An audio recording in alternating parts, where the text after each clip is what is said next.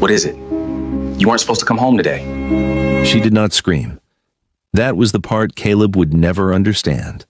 The part that would hollow him out long after the lawyer stopped calling and the servers went dark. Not the rage, not the shattered crystal, not the name-calling or the tears or the desperate, ugly bargaining he had quietly rehearsed a response for on the elevator ride up. None of that came. Just stillness. The kind of stillness that doesn't feel like emptiness, the kind that feels like a decision already made. The penthouse sat 62 floors above the city, and from this height, the skyline looked exactly the way Caleb had always believed the world to be. Something beneath him. Floor-to-ceiling glass stretched along the northern wall like a monument to his own reflection, towers of steel and light burning cold and gold against a sky too dark for stars.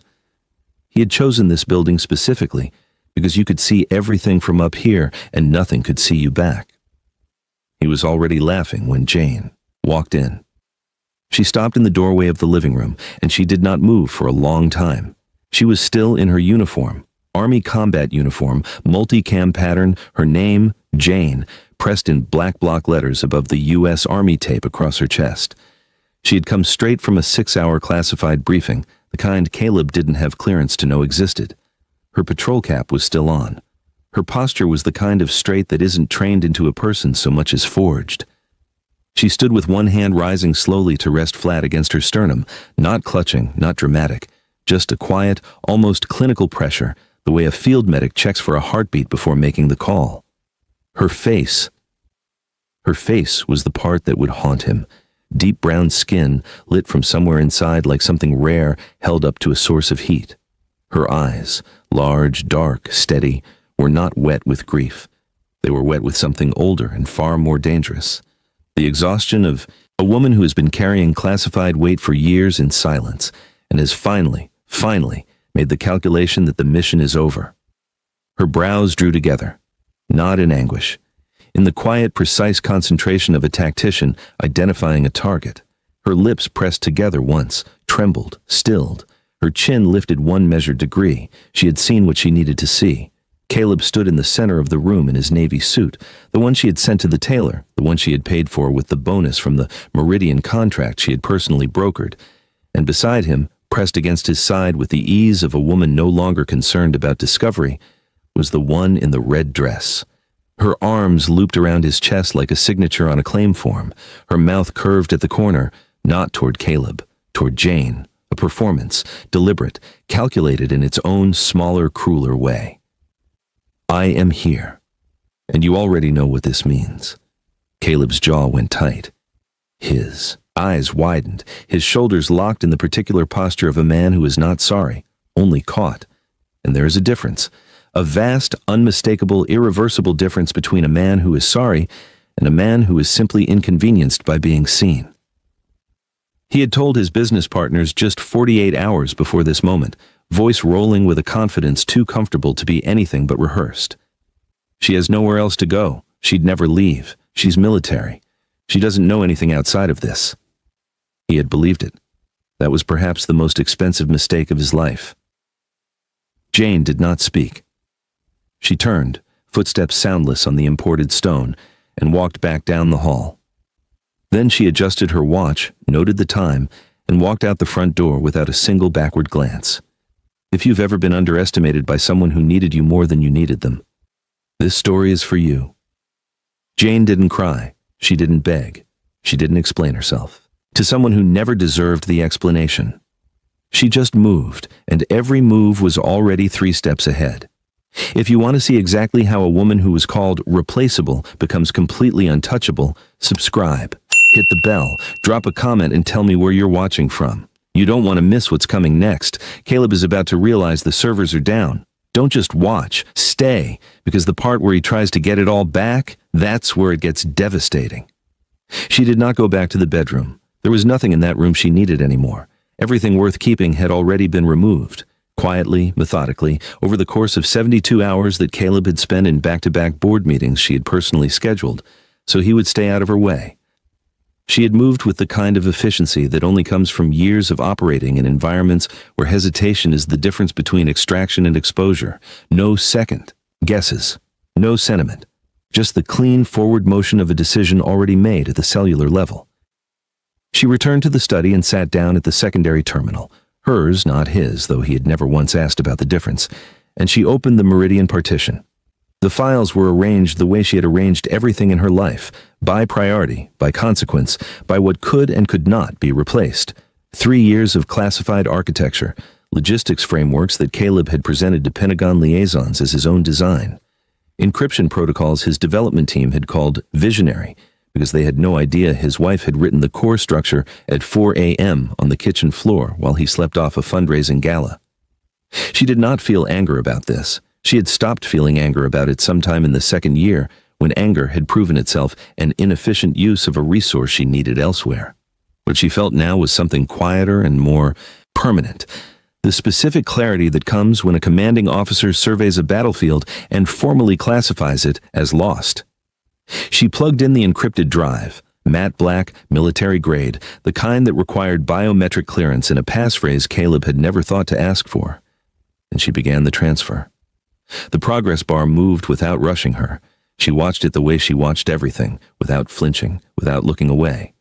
When the transfer completed, she ejected the drive, turned it twice in her fingers, and pressed it into the interior pocket of her uniform jacket, directly over her sternum, where it would stay until she decided otherwise. Then, she opened a second window. The command was simple, 11 characters. She had written it weeks ago and saved it in a partition labeled with a date 6 months in the future, so that if Caleb's IT team ever ran an audit, which they wouldn't because she had trained them not to look too hard, it would read as a scheduled maintenance note rather than what it actually was, a decommission order. She entered the passphrase, let her thumb rest on the biometric pad for the 2 seconds it required. Then, she hit execute. Nothing happened yet. That was the point. The command was not a bomb. It was a slow and irreversible tide. It would begin pulling the foundational clearances from Caleb's government contracts over the next 48 hours, quietly, invisibly, the way a structure loses integrity long before the wall comes down. By the time anyone with his level of access thought to check, the credentials would already be vapor. The servers would already be speaking a language his team had never been cleared to learn. She marked the timestamp in her personal log. Then she closed the terminal, stood, and picked up her patrol cap from the desk where she had set it. She pressed it back into place with both hands and squared it the way she always did, 2 fingers above the brow, level, precise. She looked at the room for exactly 3 seconds. Then she moved. The study was dark except for the ambient bleed of the city through the glass, that cold gold light that made everything in the penthouse look expensive and slightly unreal. She crossed to the mahogany desk, his desk, the one she had sourced from a broker in Seoul because he had wanted something that looked serious, something that would read well in the profile pieces, and she set the sealed folder in the center, both hands. She squared the edges until the alignment was exact, the way she squared everything, not from obsession, but from the deep-wired understanding that precision is a form of respect. Even now, even for this. She removed the ring next, $600,000 of platinum and diamond that she had worn without complaint and without particular attachment, the way she wore everything Caleb had given her, as a garment appropriate to the environment, no more meaningful than the dress. Uniform she kept pressed and hanging in the back of the closet. She held it for a moment in her palm. Not from sentiment, just from the habit of assessing weight before setting something down permanently. She placed it on top of the folder. Then she reached into her cargo pocket and removed the second document, the one she had drafted herself, formatted in the precise language she had spent 12 years learning to write without emotion, the security access revocation. Clean, formal. Effective the moment it was signed, which it already was, which meant that somewhere in a federal system Caleb didn't know existed, her name was already removed from his clearance chain. He just didn't know it yet. She slid it beneath the ring, centered it, stepped back. She did not look at the desk again. She picked up the single bag from beside the door and walked down the hallway, past the abstract art she had chosen and he had taken credit for, past the kitchen where she had cooked the dinners that made his investors feel at home, past the entry table with his keys and his curated collection of watches, and the small silver dish where she used to leave notes he stopped reading in the second year. She did not stop at any of it. There was nothing here that had ever truly been hers. You cannot leave behind what was never given. She opened the front door and walked out. The rain was immediate and indifferent, the kind that doesn't build. It simply arrives, fully committed, soaking through to the skin in the first 3 seconds. Jane stood at the base of the private drive, and she let it come. She did not reach for her hood. She did not shift her weight or turn her face away. She had stood in worse. She had stood in actual weather, in actual darkness, in places that didn't have names on maps Caleb had ever seen, and she had held her position until the mission was complete. This was just rain. She exhaled slowly through her nose and felt something she had not felt in a long time, not relief exactly, but the particular release of a soldier who has finally, after years of operating behind enemy lines, been given permission to come home. She heard them before she saw them. 4 black armored SUVs turned the corner in clean formation, headlights cutting through the dark without drama, the way professional things move, with certainty rather than urgency. They pulled to a stop along the drive in a precise line, engines idling at a register too low and too controlled to belong to anything civilian.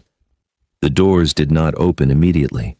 There was a pause, 2, maybe 3 seconds, the kind of pause that belongs to people who have learned that a well-timed entrance communicates more than a fast one. Then the lead door opened.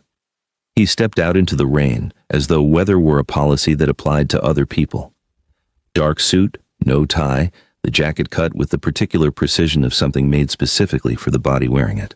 Sharp jaw, dark hair, and eyes that held the particular quality she had recognized the first time she had ever sat across from him in a secured briefing room. Not the recognition of attraction, not the calculation of an adversary, but something rarer and more useful than either. The recognition of an equal. Eugene had never once looked at her the way Caleb looked at her. Caleb looked at her the way men look at infrastructure, with vague appreciation when it functions and irritation when it requires attention. Eugene looked at her the way a general looks at a map, with full attention, with respect for the terrain, with the understanding that what he was seeing was not decoration, but intelligence. He had not rushed her. In 2 years of proximity, 2 years of standing at the edges of rooms Caleb thought he was controlling, 2 years of watching her correct errors in silence and receive nothing in return, he had not once pushed, had not once leveraged the weight of what he knew, which was considerable, into pressure she hadn't asked for. He had simply waited, patient in the way of things that are very powerful and have no reason to be loud about it. He stood in the rain now, jacket absorbing the water without complaint, and he looked at her across the wet asphalt. One corner of his mouth moved, not a smile exactly, something more deliberate than that. "It's about time, Commander." His voice was low and even, carrying the slight precise cadence of a man who learned English as a second language and had long since mastered it past the point of accent and into the territory of intention. Every syllable placed exactly where he meant it. Jane held his gaze for one moment. Then she picked up her bag and walked toward the convoy. He fell into step beside her without touching her, without crowding her, without any of the performative courtesies men used when they wanted to signal ownership. He simply matched her pace, opened the rear door of the lead SUV, and waited while she got in. Then he came around to the other side and sat down next to her, and the convoy moved before anyone spoke another word. She was already gone before Caleb finished laughing. He found out from his mistress that Jane had left, or rather, the mistress saw the empty side of the closet and relayed it with a particular note of satisfaction that Caleb chose not to examine too closely. He stood in the master study for a moment, looked at the folder and the ring and the document beneath it, and he did not open the folder. He turned the ring over once between his fingers, set it back down, and exhaled through his nose with the specific sound of a man who has already decided not to be worried. "She'll be back," he said. He said it the way he said most things, with the rolling ease of someone who has never once been genuinely wrong about anything that mattered to him. 3 days, maybe 4. She has nowhere to go. She's a soldier. She doesn't know anything outside of this. The mistress did not push back. She had learned quickly that Caleb's certainty was not an invitation to dialogue. He left the folder on the desk. He went to bed at 10. He slept the way he always slept, completely without interruption, with the profound unconscious confidence of a man whose infrastructure has never once failed him. He did not know that his infrastructure had a name, and her name was Jane. The first error appeared at 6:14 on the second morning. A small thing. A credential timeout on the Meridian Gateway that his lead developer flagged as a server anomaly and attempted to refresh with a standard override. The override failed. He tried a secondary protocol. That failed too. He escalated to the system administrator, who attempted a root-level clearance reset and received, in return, a federal access denial code that none of them had ever seen before. Not because it was rare, but because it only appeared on systems that had been deliberately and irreversibly classified above their access tier. By 9 a.m., 3 of the 7 government contracts were returning authentication errors. By noon, the number was 5. By 3 p.m., the development team had stopped attempting overrides and started making phone calls, working their way up a chain of contacts who kept transferring them to departments with increasingly vague names and increasingly certain answers. This system has been placed under federal security review. No access will be restored without the authorization of the primary clearance holder. The primary clearance holder, Caleb's director of operations, called him out of a board meeting with the particular expression of a man delivering a diagnosis. He laid the situation out in clean, sequential order, the way professionals do when they need the person they're speaking to understand that this is not a problem that can be solved with money or confidence or a well-placed phone call. Caleb listened. He did not speak for a long time. Then he asked very quietly who the primary clearance holder was. His director looked at him with something that was almost sympathy and said the name. Caleb stood very still in the center of the boardroom. Through the glass behind him, the city moved the way it always moved, indifferent and continuous. He thought about the ring he had left on the desk. He thought about the folder he still hadn't opened. He thought about what he had told his mistress 48 hours ago with the smooth, rolling certainty of a man who has never once considered that his comfort might be borrowed. She has nowhere to go. He thought about the 4 black SUVs on the security feed he'd just pulled, the ones that had arrived within 4 minutes of Jane walking out the front door. Military-grade vehicles that didn't appear in any registry his team had the clearance to search. He thought about the man who had stepped out of the lead car, the one Caleb had always assumed was a low-level hire, a security attachment Jane kept for professional appearances. He thought about the way that man had looked at her, not like a bodyguard looks at a principal, like a general looks at a commanding officer. Caleb opened the folder. He read the security revocation. He read the signature. He read the federal case number printed in the upper right corner, the number that, if he had known what he was looking at, would have told him this document had not been prepared last night in a moment of grief. It had been prepared weeks ago, filed, processed, quietly, permanently set into motion by a woman who had never once let him see her working. He sat down slowly in the boardroom chair. Outside, 62 floors below, the city continued without him. And somewhere beyond the reach of every contact he had, every favor he was owed, every system he believed he controlled, Jane was just getting started. The call came from the bank at 8:47 on the 3rd morning, and it came not from his personal banker, the one who used his first name and kept a bottle of the scotch he liked in the office drawer, but from a compliance officer whose voice carried the particular flatness of someone reading from a script they did not write and could not deviate from. All primary accounts associated with Caleb's personal and corporate holdings had been placed under a federal national security review. Effective immediately. No withdrawals, no transfers, no liquidations. All credit instruments tied to the flagged entities were suspended pending clearance authorization from the reviewing body, which could not be named, whose timeline could not be estimated, and whose decisions could not be appealed through any channel his attorneys had the clearance to access. Caleb asked what that meant in practical terms. The compliance officer told him with the careful neutrality of a person who had delivered this kind of news before and understood that the person receiving it would not believe it the first time, that it meant exactly what it sounded like. He tried his corporate card at the coffee cart in the lobby of his own building at 9:03 a.m. It declined. He tried a secondary card. It declined. He stood there in the lobby of the tower with his name on the lease while the woman behind the cart looked at him with an expression she was working very hard to keep professional, and he understood for the first time in his adult life what it felt like to reach for something that had always been there and find nothing. His attorneys made calls. His attorney's attorneys made calls. By the end of the day, the consensus was unanimous and delivered with the grim precision of people billing by the hour for information no one wanted to hear. The review had been initiated through a federal channel that existed specifically to operate outside the reach of civil litigation. The assets would remain frozen until the reviewing authority determined otherwise. The reviewing authority answered to no one in any room Caleb had ever been invited into. He went home to the penthouse and sat in the study where the folder still lay open on the desk, and he looked at the ring in the center of it, and he thought about the name on the revocation document, and he thought about what that name connected to, and for the first time, he picked up the phone and called the one person he should have called 72 hours ago. His attorney answered on the second ring. "Who authorized a national security classification on Meridian?" Caleb asked. There was a pause, the kind of pause that costs money.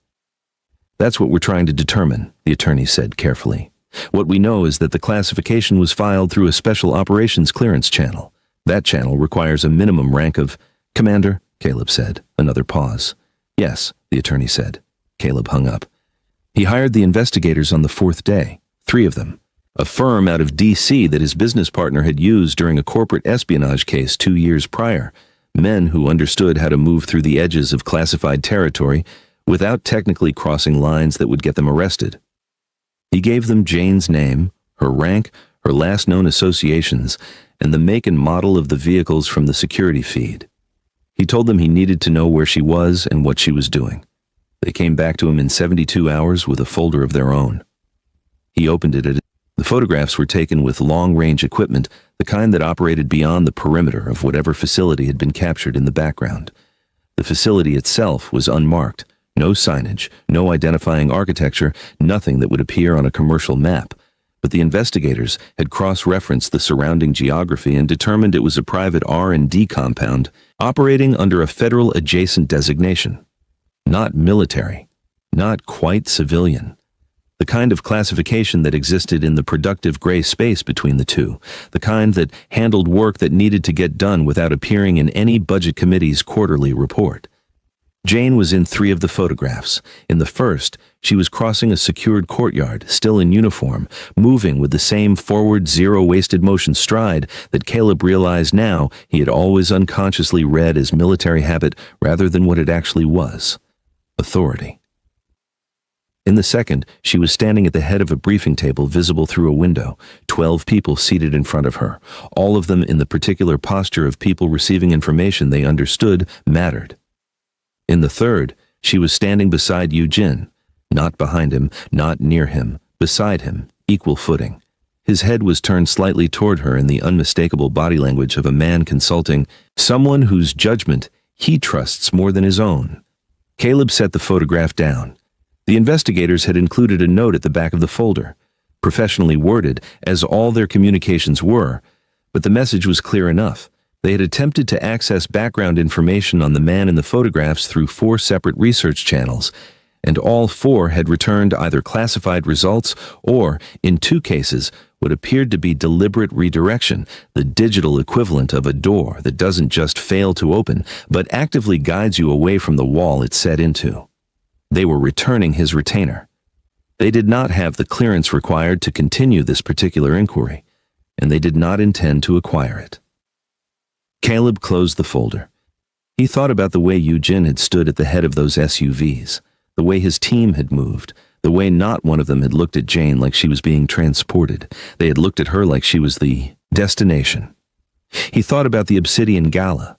It was in 4 days, the most significant gathering of tech, defense, and private capital in the city, the kind of event where his face had always been expected, his presence assumed, his name on the program as a featured presenter. He still had his invitation. The review hadn't taken that. He made a decision that felt, in the moment, like reclaiming something. He would go. He would find her. And she would fix this. The Obsidian Gala occupied the top 3 floors of a building that was not publicly listed as an event venue, in a room that felt less like a ballroom and more like a war room that had learned how to wear black tie. The city spread out behind the glass walls in every direction, a living map of capital and consequence. The guests moved through it in the way of people who understood that the real conversations happened in the negative space between the official ones, in the pauses, in the walk from one cluster of power to another. Caleb arrived with 2 security personnel and the specific energy of a man performing a confidence he had spent 4 days losing ground on. He moved through the entrance with his name still on the list, his old name, his social name, the one attached to the version of himself that existed before the servers went dark.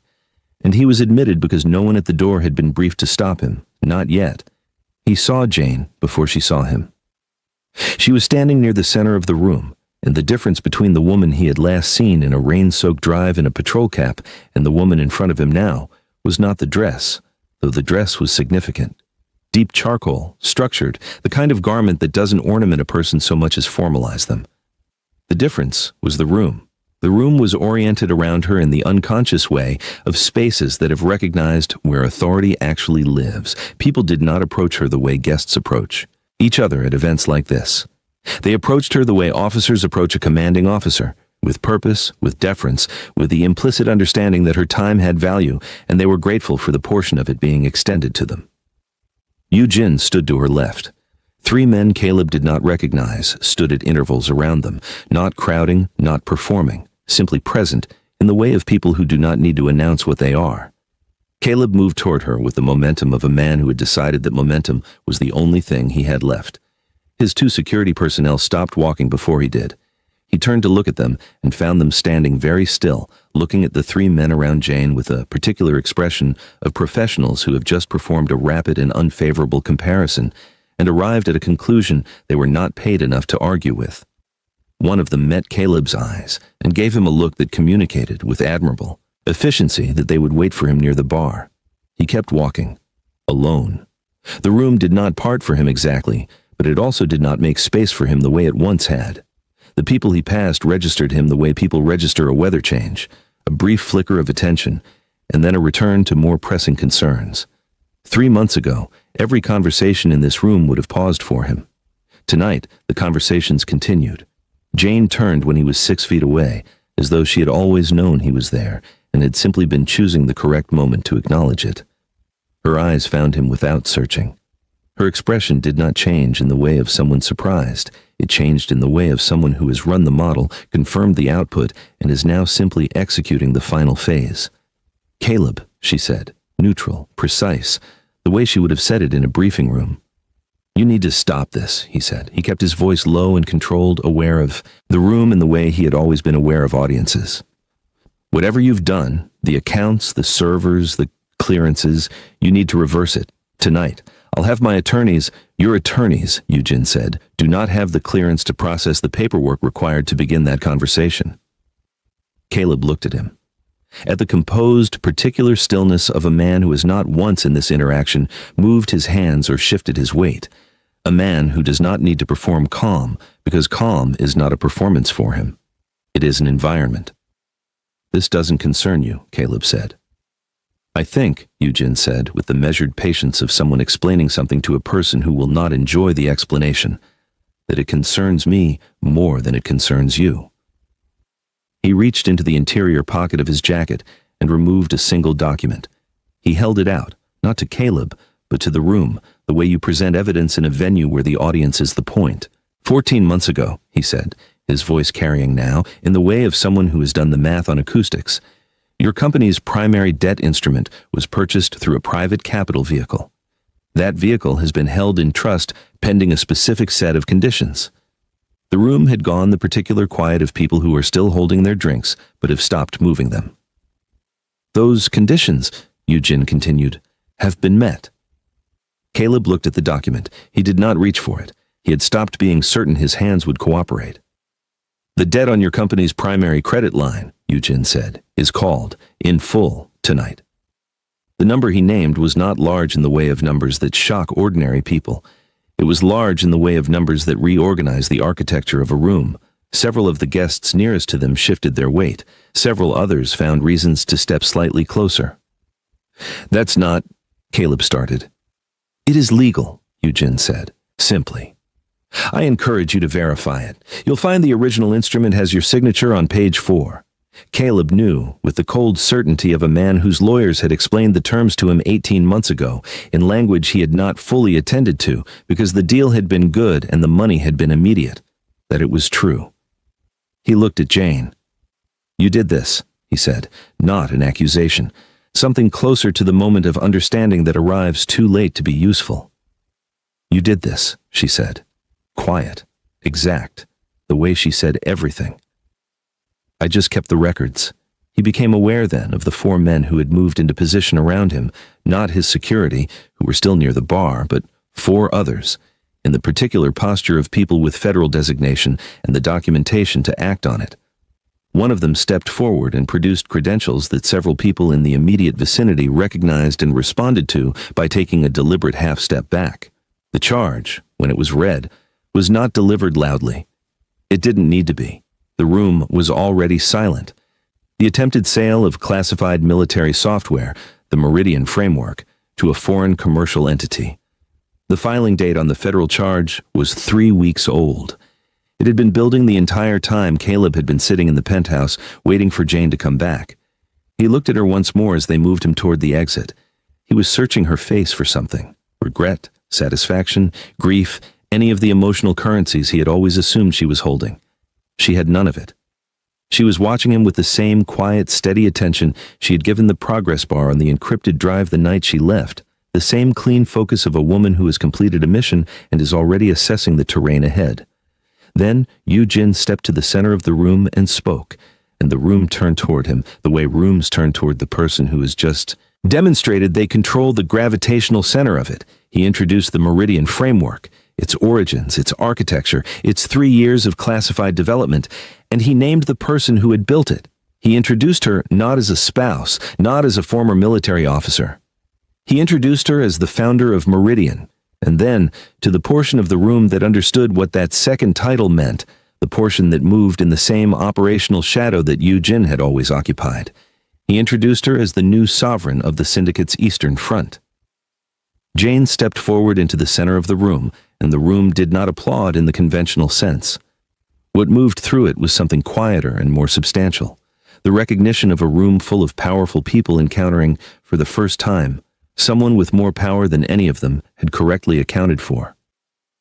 She stood in the city light with her shoulders level and her chin exactly where it always was, and she looked like what she had always been, even in the years when only one other person in any room had been paying close enough attention to see it: the most dangerous person present.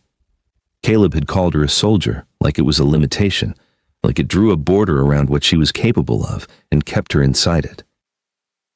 He had looked at her uniform and seen a woman with nowhere to go. He had never once understood that the uniform was not the limit. It was the beginning. If you stayed this far, you already know this story isn't really about revenge. It's about what happens when someone who has been carrying everything in silence finally decides to put it down and pick up something else entirely. Jane's story is just getting started, and so is this channel. If you want to see what she builds next, what Yu-Jin calls in, what Caleb tries one last time from a federal holding room, and what the Meridian framework was actually designed to do, subscribe. Hit bell. Because the next chapter is the one nobody saw coming, not even Jane.